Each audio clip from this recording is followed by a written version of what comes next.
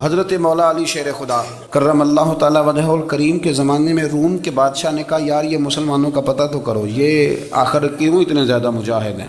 اس زمانے میں جاسوس بھیجنے کا مزاج تھا، اب تو جاسوس پکڑا جاتا ہے، اب تو جاسوس اور جاسوسی کا شوق ویسے آج بھی ہے۔ عرض کروں تھوڑی سی بات اس عنوان سے، پتہ کیا ہمارا مسئلہ ہے؟ ہم جہاں جاتے ہیں نا وہاں تھوڑی خوشبو سونگھنے کی کوشش کرتے ہیں، وہ کیا ہے تو یہ کیا ہے تو ادھر کیا ہے تو تھوڑا سا ادھر کیا ہے۔ میرے رسول پاک پڑھیے درود شریف، سارے پڑھیے ذرا زور سے، صلی اللہ تعالی۔ نبی پاک علیہ السلام نے فرمایا جاسوسی نہ کرنا ورنہ تم بندوں کو خراب کر دو، اور فرمایا اس طرح نہ ہو کہ تم کسی کے آپ کھول نہ نکلو تو تمہارے پہلے کھول جائیں۔ یہ جو ذوق ہے نا یہ ختم کریں، چھوڑیں، مطلب آپ کس چکر میں پڑے ہوئے ہیں، اتنی زیادہ توجہ کرنے کی کیا ضرورت ہے؟ کام سے کام رکھیں، اس میں بندہ تھوڑا سا نا آسان رہتا ہے۔ یہ جو بہت زیادہ ٹٹولنے والے لوگ ہوتے ہیں نا وہ بیچارے پھر عمر ٹٹولتے ہی گزار دیتے ہیں، اس لیے کہ مزاج ہی بہت پکا ہے، بوری کا منہ کھول کے اندر تک ہاتھ ڈالنا، تو پھر کئی دفعہ سامنے سے بچھو بھی لڑ جاتا ہے، خرابی ہوتی ہے۔ تو جاسوسی کی جاتی تھی، اس نے بھی جاسوس بھیجے، کیونکہ قبیلوں کے لوگ تھے، کچھ مسلم کچھ کافر، پہچانے نہیں جاتے تھے لوگ، تو کچھ لوگ اس نے بھیجے، انہوں نے آ کے نا تحقیق کی، ریسرچ کری کہ آخر ماجرا کیا ہے۔ تو واپس جا کے انہوں نے رپورٹ دی نا روم کے بادشاہ کو۔ اس رپورٹ کا ایک جملہ بڑا شاندار ہے، وہ کہنے لگا بادشاہ ہمیں مسلمانوں کی کوئی سمجھ نہیں آئی، ہمیں کوئی سمجھ نہیں آئی۔ انہوں نے کہا کیوں نہیں سمجھ آئی؟ کہنے لگے یار عجیب بندے ہیں، جب رات مصلے پہ بیٹھتے ہیں تو یوں لگتا ہے ان کا دنیا سے رشتہ ہی کوئی نہیں، کوئی کسی کو نہیں جانتا، کوئی اپنے دکھ سنا کے رو رہا ہے، کوئی اپنی بات کر کے رو رہا ہے، لگتا ہے کہ ان کا کوئی رشتہ ہے ہی نہیں جب مصلے پہ بیٹھتے ہیں۔ اور فرمایا جب سویرے یہ جہاد کرنے نکلتے ہیں تو لگتا ہے ان سے زیادہ دلیر ہی کوئی نہیں۔ حالانکہ جو مسلوں پہ رونے دھونے کے لوگ ہوتے ہیں وہ کئی دفعہ جہاد میں کام نہیں کرتے، لیکن عجیب لوگ ہیں کہ رات کے راہب ہیں، دن کے مجاہد ہیں، کوئی سمجھ نہیں آتی۔ میرے عزیز، ان لوگوں نے مسلح آباد کر کے رکھا، تلاوتیں ان کا ذوق رہی، منظر روز پڑھنا، اسباق پڑھنا، وظائف پڑھنا، یہ ان کا ذوق رہا۔ اعلیٰ حضرت بریلوی رحمت اللہ نے 1000 کتاب لکھی ہے، لیکن الوظیفۃ الکریمہ کے نام سے جو وہ صبح و شام وظائف پڑھتے تھے وہ الگ انہوں نے ان کو بیان کیا، پابندی کے ساتھ اپنی اللہ اللہ کرتے۔ شیخ شہاب الدین سہروردی رحمت اللہ علیہ اس پر ایک بندے نے اعتراض کیا، اس نے کہا جی آپ کس قسم کے صوفی ہیں، مرید بیٹھے ہیں اور آپ وہاں نفل پڑھ رہے ہیں؟ یہ بھی بڑا مسئلہ ہوتا ہے نا، جو بندہ ملنے آتا ہے وہ اپنے ٹائم کے حساب سے آتا ہے، اور پھر اس کا یہ بھی خیال ہوتا ہے کہ پیر صاحب جو ہیں وہ چونکہ درویش ہیں تو نہ انہیں روٹی کھانی چاہیے نہ سونا چاہیے، چونکہ وہ درویش ہیں، اور ہم چونکہ درویشوں کے ماننے والے ہیں لہذا ہمارا یہ طریقہ ہونا چاہیے کہ جیسے ہم کہیں درویش ویسے ہی کر جائے۔ حالانکہ جس کو آپ درویش کہیں گے آپ اس کی مانیں گے، آپ منوائیں گے نہیں، ہمارا مزاج ہوتا ہے۔ شیخ شہاب الدین پر لوگوں نے اعتراض کی، حضور لوگ ملنے آئے ہیں، زیارت کرنے آئے ہیں، بندے دعا کرانے آئے ہیں، اللہ اللہ کرانے آئے اور آپ نفل پڑھ رہے ہیں، کیا جملہ ہے، کیا حسن ہے، کیا خوبصورتی ہے۔ فرمانے لگے رب رسول سے مانگنے کے لیے مصلی بچھایا ہے، اگر وہاں سے مانگوں گا نہیں تو تمہیں دوں گا کیا؟ پہلے مجھے کچھ لے تو لینے دو، اگر میرے پلے کچھ ہے ہوگی تو آگے دوں گا نا۔ تو میں مانگنے گیا تھا کہ یا اللہ دے، تیرے بندے لینے آئے، دے تو میں کچھ لوں گا تو آگے دوں گا نا۔ لیکن ہمارا یہ سٹیٹس، یہ مزاج، یہ شعور نہیں ہے۔ گپیں، کہانیاں، داستانیں، گفتگو، خطابت، واز، کیا بات۔ 3 حدیثیں ابن ماجہ، حضرت عبداللہ رضی اللہ تعالیٰ عنہ فرماتے ہیں میں نبی پاک صلی اللہ علیہ وسلم کی بارگاہ میں آیا تو حضور نے فرمایا کہ کسی بھی بیماری کے جب تم شکار ہو جاؤ نا تو قرآن مجید کا دامن تھام لینا، اللہ تمہیں شفا عطا فرمائے۔ قرآن پاک میں شفا ہے، خود قرآن نے کہا وَنُنَزِّلُ مِنَ الْقُرْآنِ مَا هُوَ شِفَاءٌ وَرَحْمَةٌ لِّلْمُؤْمِنِينَ۔ قرآن میں شفا ہے۔ دوسری حدیث نبی پاک صلی اللہ تعالیٰ علیہ وسلم نے صحابی سے فرمایا اس طرح کرو، قرآن مجید اور شہد کو لازم پکڑ لو۔ فرمایا یہ 2 چیزیں ہیں جن کے اندر اللہ نے شفا رکھی ہوئی۔ تیسری حدیث پیش کر حضرت ابو ہریرہ رضی اللہ تعالیٰ عنہ فرماتے ہیں مسجد نبی شریف میں حاضر ہوا، 2 رکعتیں پڑھ کے حضور کی بارگاہ میں گیا تو نبی پاک علیہ السلام نے فرمایا ابو ہریرہ تیرے پیٹ میں درد ہے؟ میں نے بتایا نہیں، عرض نہیں کرنا پڑا، تیرے پیٹ میں درد ہے؟ میں نے کہا حضور تکلیف میں ہوں، تو حضور نے فرمایا نماز پڑھ۔ فرمایا جب بندہ نماز پڑھتا ہے تو رب اسے شفا عطا فرماتا ہے۔ تو شہد میں شفا ہے، قرآن پاک کی تلاوت میں شفا ہے، اور نماز میں نماز پڑھیں اور خوب پڑھیں، اور گھر میں بھی پڑھیں اور مسجد میں بھی پڑھیں، خوب پڑھیں۔ نبی پاک علیہ السلام تو ہر آفت کے وقت نماز ہی پڑھتے۔ سورج گرہن ہو جاتا تو حضور نماز کی نیت باندھ لیتے، چاند گرہن ہو جاتا تو نماز کی نیت باندھ لیتے، بارش نہیں ہوتی تو نماز شروع کر دیتے، بارشیں زیادہ ہو جاتی تو حضور پھر نماز شروع فرما دیتے۔ ہر موقع پر سرکار نماز پڑھتے۔ نماز کی طرف رجحان پیدا کریں، شوق پیدا کریں، قرآن پاک کی تلاوت کریں۔ گھروں میں جب قرآن پڑھا جائے گا تو بیماریاں دوڑ جائیں گی۔ میرے نبی کریم علیہ السلام نے مصلی سے دل لگانے کا درس دیا، حضور نے توجہ دلائی۔ صحابہ اس ذوق کے حامل لوگ تھے، وہ کوشش کرتے تھے۔ جناب صدیق اکبر رضی اللہ تعالیٰ عنہ کا عبادت کا مزاج ہمیشہ قائم رہا۔ حضرت عمر فاروق ساری رات اللہ کے حضور کھڑے رہے۔ حضرت عثمان غنی رضی اللہ تعالیٰ عنہ عشاء کی نماز پڑھ کے 2 رکعتوں کی نیت باندھتے تھے، 15 سپارے پہلی رکعت میں پڑھ دیتے اور 15 سپارے قرآن مجید کے دوسری رکعت میں پڑھ دیتے۔ آپ نے نا حضرت عمر فاروق کے وصال کے بعد ان کی ایک بیوہ سے نکاح کیا، حضرت عثمان غنی نے نکاح کیا۔ وہ خاتون آپ کے نکاح میں آئیں تو عرض کرنے لگی، امیر المومنین میرے لیے اعزاز تو بہت ہے کہ میں امیر المومنین کی بیوہ تھی تو امیر المومنین کی منکوحہ ہو گئی ہوں، لیکن حضور نہ تو میں جوان ہوں کہ میرے اندر رغبت ہوتی اور نہ میں اب اس قابل ہوں کہ کوئی خدمت کر سکوں، میرے ساتھ نکاح کی وجہ کیا بنی؟ تو عثمان غنی رو پڑے، فرمانے لگے میں نے عمر فاروق کو مسجد میں اپنے رب سے ڈرتے ہوئے دیکھا ہے، میں نے اسے روتے ہوئے دیکھا ہے، عدل کرتے دیکھا ہے، انصاف کرتے دیکھا ہے، امت کی خیر خواہی کرتے دیکھا ہے۔ تمہارے ساتھ نکاح اس لیے کیا ہے کہ تم مجھے یہ بتاؤ کہ عمر فاروق گھر کے اندر اپنے رب کو کیسے راضی کرتے تھے، گھر کے اندر کیسے راضی کرتے تھے، وہ طریقے بتلاؤ، تم بتاتی جانا اور میں بھی اسی طرح گھر میں عبادت کروں۔ میرے رسول کریم علیہ السلام نے ارشاد فرمایا، حضور فرمانے لگے جس گھر میں اللہ کا ذکر ہوتا ہے وہ گھر زندوں کا ہے، اور جس گھر میں رب کریم کا ذکر نہیں ہوتا وہ گھر زندوں کا نہیں ہے۔ گھر نا ہم نا کتابوں میں پڑھتے ہیں کہ ایک بزرگ کہتے ہیں، حضرت فضیل بن عیاض کہتے ہیں کہ میں ایک گلی سے گزر رہا تھا تو گھر کے اندر کسی قاری صاحب نے قرآن کی آیت پڑھ دی، ولی من خاف مقام ربہ جنتان، میں تے میرے کانوں سے ٹکرائی تو اللہ نے میری کایا ہی پلٹ دی، میں توبہ کر گیا۔ اب گھر کے اندر سے آواز آئے تو صحیح نہ تلاوت کی، پر اندر سے آواز آتی نہیں، یا ڈیک بجنے کی آواز آتی ہے، یا ٹی وی چلنے کی آواز آتی ہے، یا دھوم مچانے کی آواز آتی ہے۔ عبادت کا وہ جو خاص شوق تھا، وہ جو حسن تھا، وہ جو توانائی تھی، وہ جو بات تھی۔ ایک جگہ پہ ہم بیٹھے تھے تو وہاں ایک صاحب آئے اور انہوں نے آتے ہی کہا کہ مہربانی کریں ذرا مجھے مصلی دے دیں، میرے نہ کچھ نفل رہ گئے۔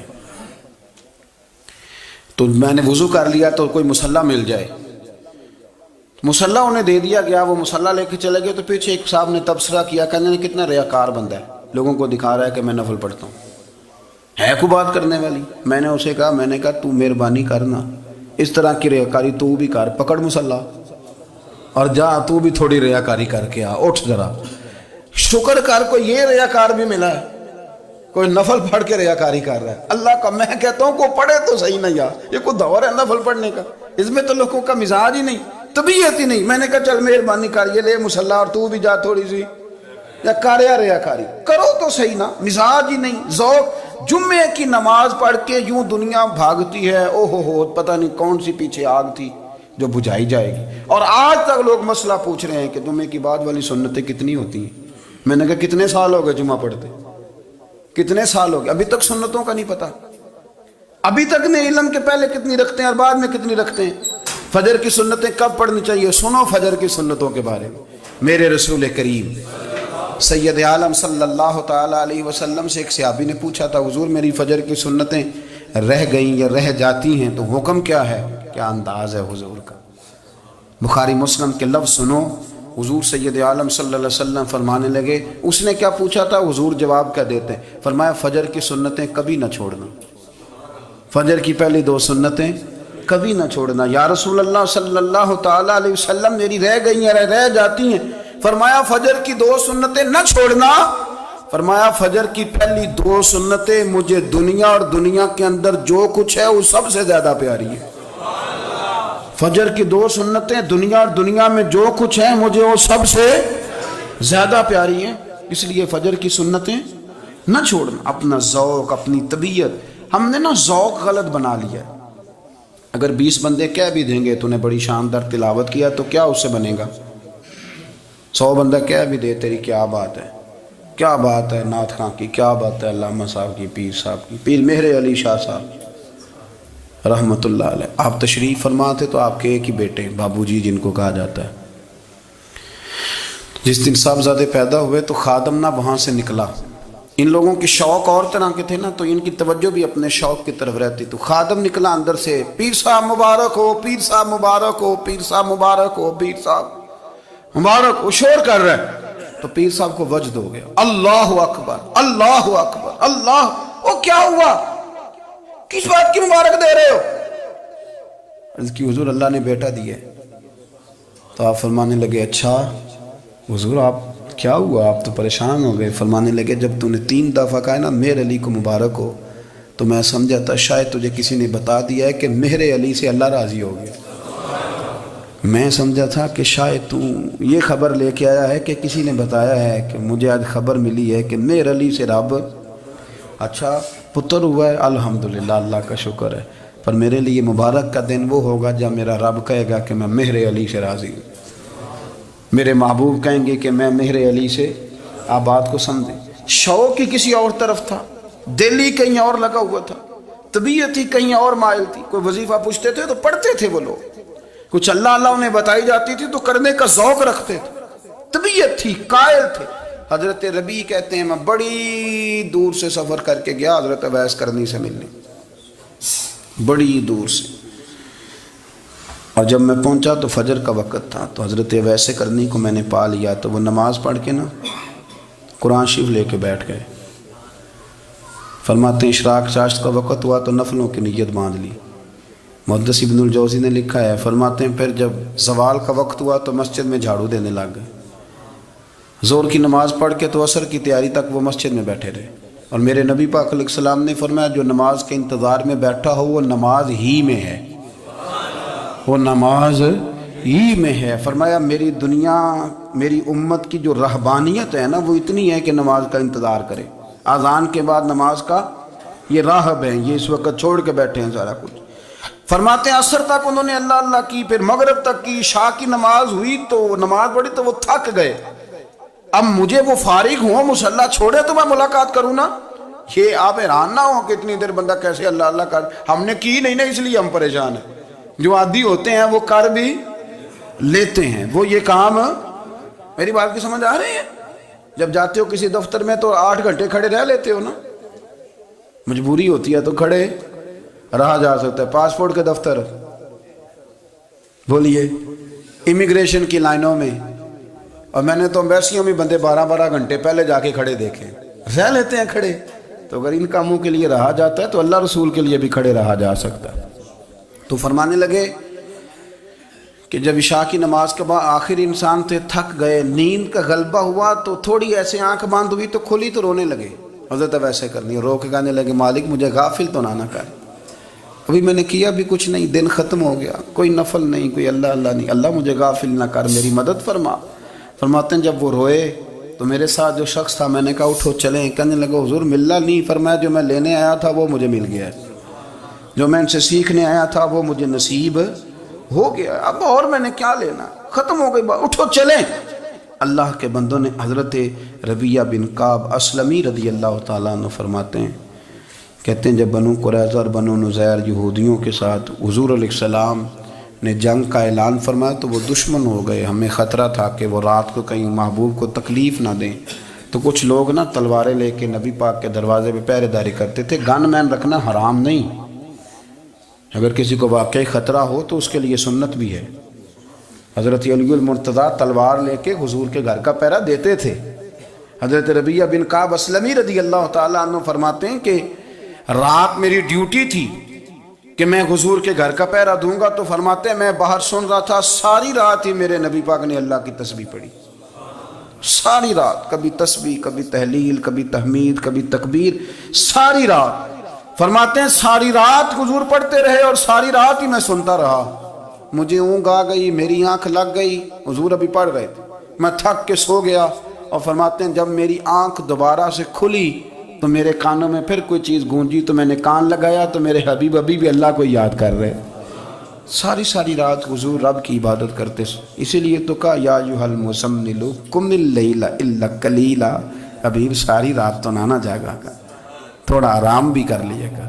میرے بھائی اپنا مصلی، اپنی عبادات، اپنے وظائف، اللہ اللہ جو آپ نے کسی سے سیکھی ہے اس کو کبھی کمزور نہ ہونے دیں۔ شجرہ شریف جو کسی بزرگ سے آپ لے لیتے ہیں تو کیا رسم ہے کوئی؟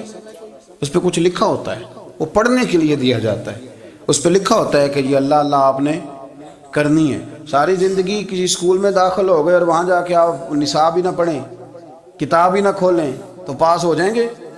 وہ کہتے ہیں میں 20 سال جاتا رہا ملا کچھ نہیں، تو آپ نے لیا کیا ہے؟